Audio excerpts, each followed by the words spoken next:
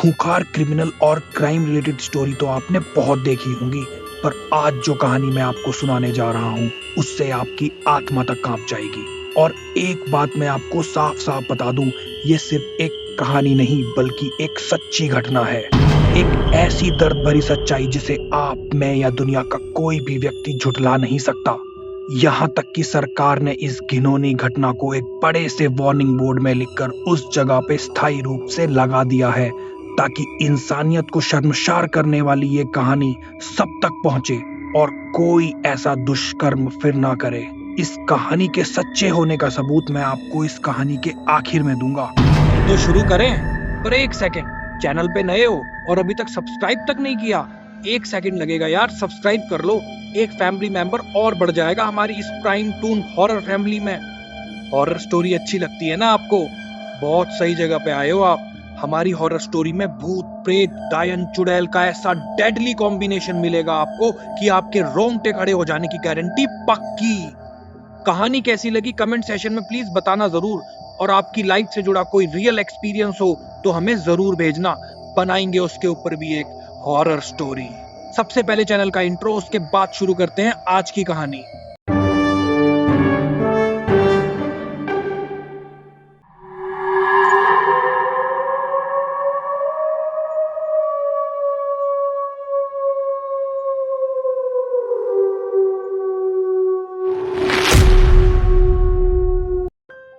ये झरना भारत के मेघालय राज्य के चेरापूंजी में स्थित है। चेरापूंजी के बारे में सबको पता है कि यहाँ बहुत अधिक बारिश होती है, जिसकी वजह से ये इलाका हरे भरे पेड़ पौधों से घिरा हुआ है। ये कहानी उस झरने के पास में बसी हुए गांव में रहने वाली लिकाई नाम की एक लड़की की है।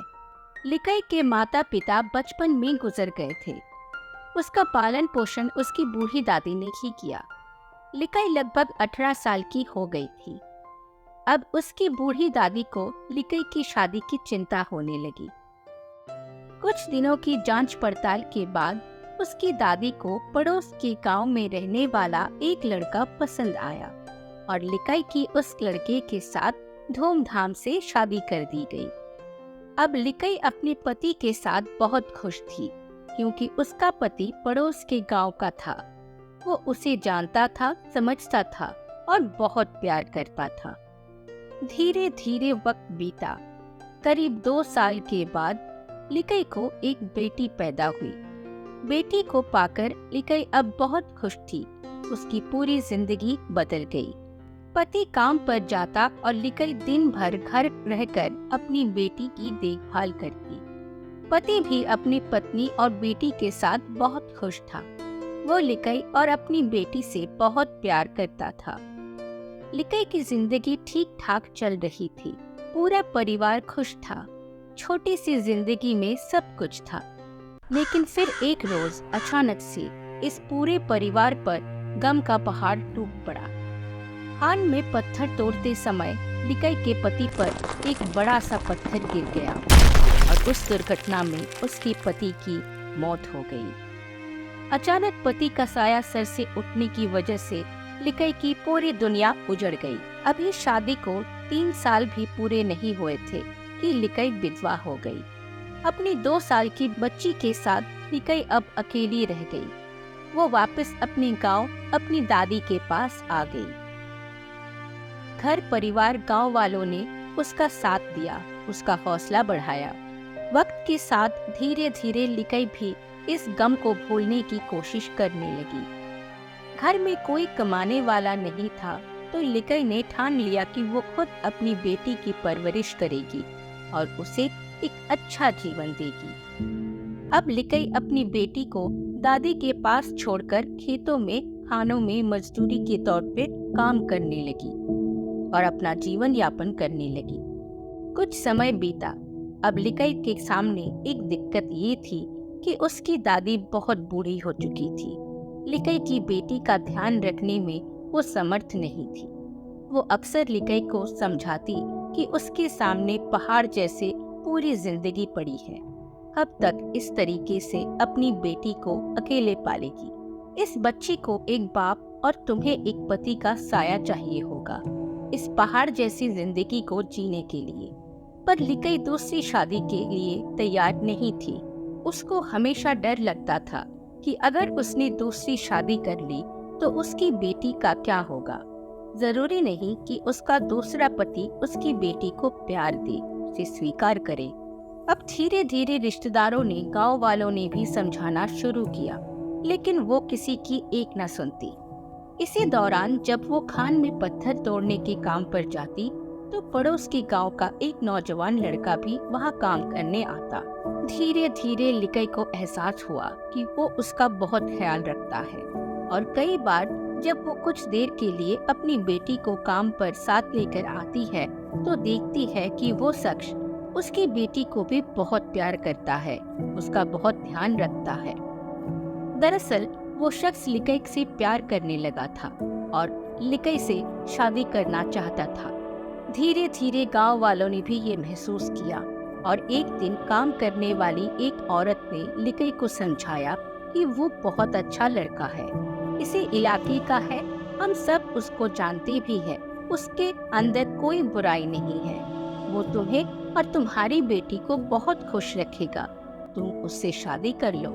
पहले तो लिकई ने इस बात को नजरअंदाज किया, लेकिन आने वाले कुछ दिनों में उसने महसूस किया कि वाकई वो लड़का उसका बहुत ख्याल रखता है और उसकी बेटी को भी बहुत प्यार करता है।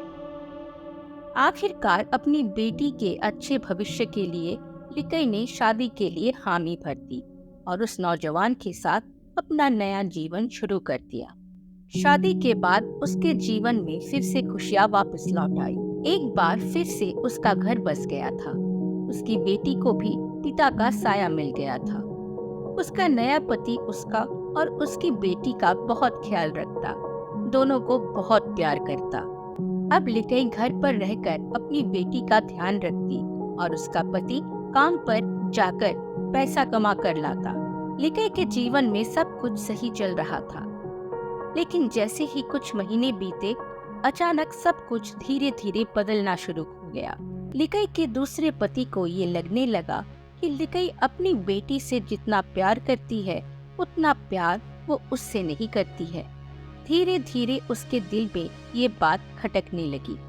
कई बार जाने अनजाने में ऐसा हो जाता कि जब भी वो काम से वापस आता तो लिकई अपनी बेटी को खिला रही होती और अपने पति पर ज्यादा ध्यान नहीं दे पाती। अब उसके पति को लगने लगा कि लिकई की बेटी ही सारी परेशानियों की जड़ है, उसकी वजह से ही लिकई उस पर ध्यान नहीं दे रही है। अब वो उसकी बेटी से नफरत करने लगा। धीरे धीरे अब वो उसकी बेटी को अपना दुश्मन मानने लगा। उसे लगा कि अगर घर में ये ना हो तो शायद उसकी जिंदगी ज्यादा अच्छी होगी। उसके पति के इस बदलाव से लिकई पूरी तरह से बेखबर थी। धीरे धीरे वक्त बीता। अब लिकई के पति ने काम पर जाना बंद कर दिया। देखते देखते ऐसी नौबत आ गई कि लिकई के लिए घर चलाना मुश्किल हो गया। वो कई बार अपने पति को समझाती, लेकिन उसका पति उसको झिड़क देता, क्योंकि लिकई को उसके मन में चल रही नफरत की आंधी के बारे में अंदाजा नहीं था। अब मजबूरन अपने पति के इस बर्ताव को देखते हुए लिकई को एक बार फिर से घर से बाहर निकलना पड़ा। अब वो खेतों में, खानों में जाकर मजदूरी करने लगी। वो बच्ची को घर पर अपने पति के पास छोड़ देती। लिकई को जिस बात का डर था उसके जीवन में वही हो रहा था। उसका पति लिकई को तो प्यार करता, लेकिन अब उसकी बेटी को इग्नोर करने लगा। लेकिन फिर भी वो अपनी गृहस्थी को बचाने की कोशिश में लगी रही। कुछ दिन ऐसे ही बीत गए और एक रोज खेत में काम करने के बाद लिकई जैसे ही वापस अपने घर को लौटती है तो पाती है कि घर के बाहर लालटेन नहीं जल रहा था, लेकिन घर के अंदर से कुछ रोशनी आ रही थी। वो जैसे ही घर के अंदर गई तो उसको बड़ी हैरानी हुई। उसने देखा कि उसका पति चूल्हे पर खाना बना रहा है। लिकई को ये देखकर बड़ा अजीब लगा, क्योंकि इससे पहले उसके पति ने उसके लिए खाना कभी नहीं बनाया था। लेकिन फिर उसे लगा हो सकता है उसके पति को अपनी गलती का एहसास हो गया। अरे, आप खाना क्यों बना रहे हैं? और घर के बाहर इतना अंधेरा क्यों कर रखा है? लालटेन क्यों नहीं जलाया? लालटेन का तो तेल खत्म हो गया। आओ अब जल्दी से खाना खा लो, बातें फिर बाद में कर लेना। उसके बाद उसके पति ने खुद से लिकाई के लिए खाना परोसा। आज के खाने में चावल और नॉनवेज था। फिर बैठकर लिकाई और उसके पति दोनों ने खाना खाया। लिकाई को खाना खाने के बाद रात को हमेशा सुपारी खाने की आदत थी। वो अंधेरे में ही अपने कमरे में गई और अपनी सुपारी के डिब्बे को अंधेरे में ही टटोलने लगी। जब वो डिब्बे को लेकर अपने कमरे से बाहर आने लगी तो उसको अपने पैरों के नीचे कुछ गीला गीला सा महसूस हुआ, लेकिन अंधेरे में उसे कुछ दिखाई नहीं दिया। घर के अंदर अंधेरा था तो वो सुपारी को काटने के लिए घर के बाहर आ गई। बाहर घर के मुकाबले चांद की रोशनी थी। बाहर आने के बाद वो डब्बा खोलती है, उसमें से सुपारी निकालती है और जैसे ही सुपारी काटने के लिए वो कटर उठाती है, उसे एहसास होता है कि कटर के बीच में कुछ फंसा हुआ है। वो बहुत ध्यान से देखती है। बाहर की रोशनी में उसको जो दिखाई पड़ा उसे देखकर वो लगभग पागल सी हो गई। उस सुपारी कटर के बीच में एक इंसान की उंगली फंसी हुई थी। जब उसने बहुत ध्यान से उस उंगली को देखा तो उसको अपनी बेटी की उंगली को पहचानने में देर ना लगी। अब उसके दिमाग में बीते हुए पल घूमने लगे। उसको शक हुआ कि आज उसके पति ने उसके लिए नॉनवेज खाना बनाया। वो सब क्या था? उसने तुरंत जैसे ही लालटेन उठाया तो पाया उसमें तेल भी था। उस लालटेन को जलाकर वो जैसे ही घर के अंदर कमरे में गई तो उसने पाया कि फर्श पर वो गीला गीला लगने वाला पानी नहीं, खून था। अक्सर जब वो काम से आती तो उसकी बेटी पड़ोसी के घर खेल रही होती थी। आज तो उसने अपनी बेटी को भी नहीं देखा था। लिकाई ने अपने पति से बेटी के बारे में पूछा तो उसने कोई जवाब नहीं दिया। वो फिर से चिल्लाकर अपनी बेटी के बारे में पूछती है तो उसका पति तब भी मौन खड़ा रहा। तुमने आज मुझे क्या खिलाया? क्या बनाया था नॉनवेज में? उसका पति तब भी चुप रहा। उसकी इस चुप्पी से वो सब कुछ समझ जाती है। अब वो रोते रोते जोर जोर से चीखते हुए बदहवास हुई अपने घर से जंगल की तरफ दौड़ने लगी। उसके दिमाग में यही घूम रहा था कि कुछ समय पहले ही उसने अपनी बेटी को खाया है। वो एकदम पागल हो चुकी थी। ये बात उससे बर्दाश्त नहीं हो पाई और शायद किसी से ना हो। वो चीखती चिल्लाती बदहवास पागलों की तरफ दौड़ती गई। उसको कोई अंदाजा नहीं वो किस तरफ दौड़ रही थी। दौड़ते दौड़ते जब उसके कदम उसी झरने के किनारे पहाड़ी पर जा रुकती है, वो अब भी पागलों की तरह रो रही थी, चीख रही थी, चिल्ला रही थी। अब वो अपने जिस्म अपने आप से छुटकारा पाना चाहती थी, क्योंकि कोई भी माँ ऐसा बर्दाश्त नहीं कर सकती। बदहवास पागलों की तरह रोती चीखती वो उसी झरने से कूद जाती है और उसकी मौत हो जाती है। सुबह होते ही रात की कहानी गांव के लोगों में आग की तरह फैल जाती है। पुलिस ने उसके पति को पकड़ लिया और उसने कबूल किया कि उसने उसकी बेटी को मार डाला था और कुछ हिस्सा नदी में और कुछ हिस्सा उसने पकाकर खाने में बनाया था। सच्ची जानकर लोग दंग रह गए। उसके पति को उम्र कैद की सजा मिली। सालों बीत गए, लेकिन जैसे ही गांव में रात का साया पसरता है तो लोगों को उसी झरने से औरत के रोने, चीखने, चिल्लाने की डरावनी आवाजें आज भी सुनाई पड़ती है। वो आवाजें किसी और की नहीं, लिकाई की है। यहाँ तक कि सरकार ने भी उस झरने को भूतिया घोषित किया हुआ है और वहाँ एक वार्निंग बोर्ड भी लगा कर रखा है।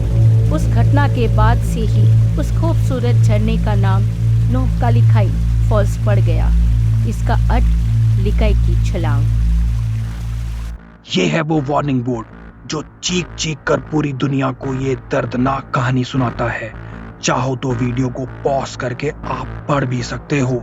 ये उस राज्य की सरकार ने तब ही लगा दिया था जब इस घटना की खबर सभी लोगों तक पहुंची। तब से लेके आज तक ये वार्निंग बोर्ड आने जाने वालों को पूरी कहानी बयां करता है। और वहीं दूसरी ओर वो झरना, शाम होते ही वहां से आज भी रोने की, चीखने की, चिल्लाने की भयावह आवाजें आती हैं और किसी की हिम्मत नहीं होती सूरज डूबने के बाद वहां जाने की।